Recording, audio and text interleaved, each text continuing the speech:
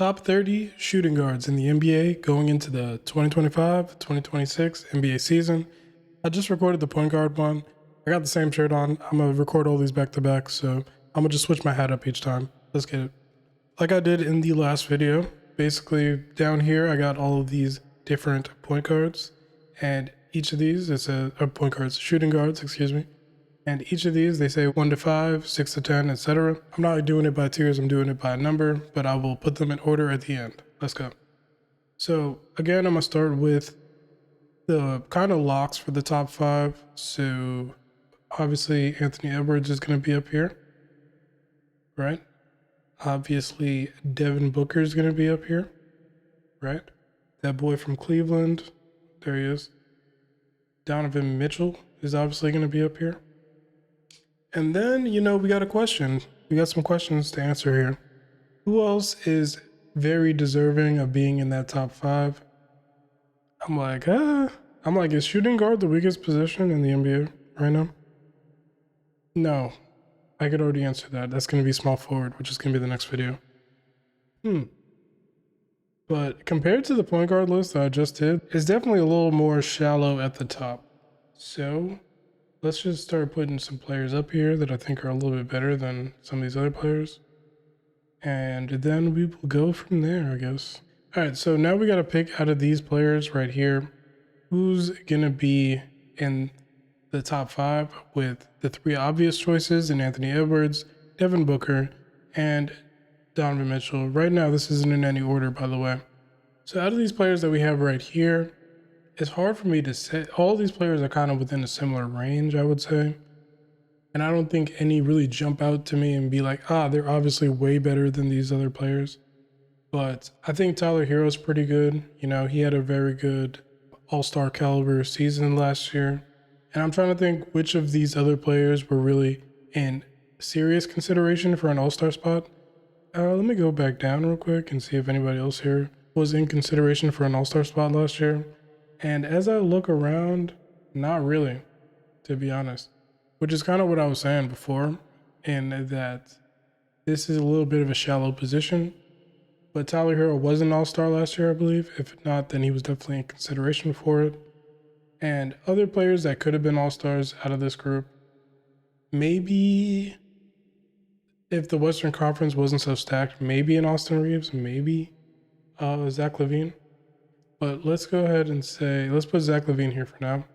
And Derek White, put Austin Reeves second probably.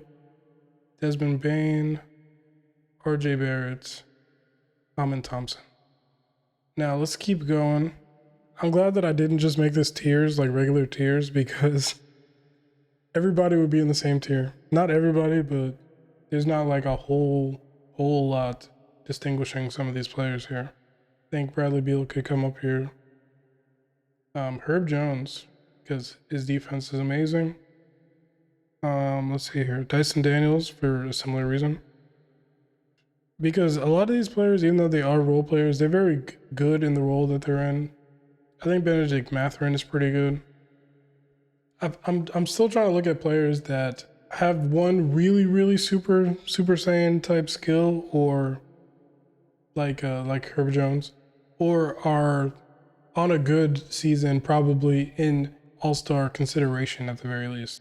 A player like Mikal Bridges is just not consistent enough, I don't think. Norman Powell, he was definitely putting them numbers up last year. I think that he could be in this range. Yeah, out of these players, I think we're going to stop right there for now and decide which of these 7 are going to be the 5 for this range. I think Alex Caruso should definitely be here. Bradley Beal is really tough to gauge because he's always either injured or he was playing with a team that weren't really good and set for the players to succeed on the team, specifically him. So I think Bradley Beal should probably still be in this tier. I think I'm going to drop Benedict Mathurin. I'm really valuing the defense that these first 3 players bring more than the offense that these players bring. I'm really trying to think here between these 3. Norman Powell, it might be better than Jalen Green currently, to be honest. And Bradley Beal is the one that I'm really not sure about. I think we can get somebody like Cam Thomas in here now. The other thing that you kind of have to consider, I guess, is the roles of some of these players here. Not everybody's going to have the ball in their hands 24/7, but even with that, you know, some of these players stick out a little bit more. Ty Jerome should definitely be up here. Mikal Bridges, this is where a player like him comes in. This is where a player like Jaden Ivey, when he was healthy, he was definitely playing pretty good. This is where a player like a Kobe White is probably, to be quite honest. So yeah, I'm gonna leave it at that for now, and take a look at these players and see what two are dropping out of these five. Kobe White is probably coming down, and this is where it gets tough. Jaden Ivey. If he didn't get injured last year, there's a chance that he could have gotten even better as the year went on. So this was really tough for me with him. Mikal Bridges wasn't the most consistent player. Ty Jerome, he fell off pretty damn hard in the playoffs, but he was in the top 3 consideration for 6th man of the year. Cam Thomas put up 20 points. Benedict Mathurin was the best player on the Pacers for a series almost. Not for a series, but for a few games in a series. Jalen Green was the first option on a top 3 seed in the West, but he fell off a cliff in the playoffs. But I feel like that's enough to keep him in this tier. Jaden Ivey, I'm going to drop Jaden Ivey down just because we need to see a little bit more consistently throughout a full season. All right, this is where I think a person like Klay Thompson could come in. Quentin Grimes, if Quentin Grimes continues what he was doing, then I think that this is about where he should be at. This is also where I would put a Colin Sexton, probably. And now we're getting to some of these players that are just pretty much straight up role players. I think that I might just leave that where it's at and then just go to the last 5 here. And out of these last 5, like, oh, man, now we're really getting to like role players, and then is it Stephon Castle? Is it time for Stephon Castle to enter the picture right now? He had a very good rookie season, but I guess I would have to be projecting a bit to say that he should definitely be right here. I think Christian Brown had a really good season. Dante DiVincenzo had a better season the year prior, but he started to come into his own down the stretch and into the playoffs. I think maybe a Nickeil Alexander-Walker. And if you disagree with any of this, obviously you guys can let me know in the comments. But I'm just like, damn, yo. Realistically, most of these players are all around the same level. Keeping it a bean. So I don't really think it matters too much who I put in these last 2 spots before we get to the honorable mention section. But if there's anybody here that you think is jumping out to you and I'm just like super crazy for not putting them within this top 30, you know, explain to me why. Because maybe I'm just missing something. Man. I think I'm going to put Jordan Poole here. Because even though when he's kind of stinky sometimes, when he's not stinky, you know, it's pretty good. It's pretty good. And for this last spot, I'm looking at Shaden Sharp maybe. Sam Merrill, very good specialist shooter. AirPods is decent when he wants to be. Colin Knippel, we don't know what he's going to be really in the NBA just yet. Karis LeVert, you know, a secondary ball handler. Scottie Pippen Jr., Deuce McBride, adding a spark to their teams. Keontae George, similar thing. Isaiah Joe, shooter. Keon Ellis is a shooter. So I really don't know who this last spot should really go to keep it a bean. So what I'm going to do is I'm just going to give it to Shaden Sharp, I guess. And y'all could argue about that in the comments. Everybody else, honorable mentions in no order, realistically. All right, so this is the list that we have right now. So let's see about putting this in order. I think that I might be okay with Anthony Edwards being the number 1, but I'm debating between him and Donovan Mitchell right now. Because Donovan Mitchell's a beast, yo. He is really a beast. But Anthony Edwards adding that amazing 3-point shot that he displayed last year definitely kicked things up a notch for him a little bit. Plus he's got the defense that I don't think that Donovan Mitchell really has. So I think that these two could really be interchangeable right here, but I'm going to leave Anthony Edwards as number 1, him as number 2. Tyler Hero. Devin Booker is the number 3 player, and then a wide gap before we get to the next player, which is going to be Tyler Hero, then Zach LaVine, Now with this tier right here, honestly, I think I like the order this is in, to be honest.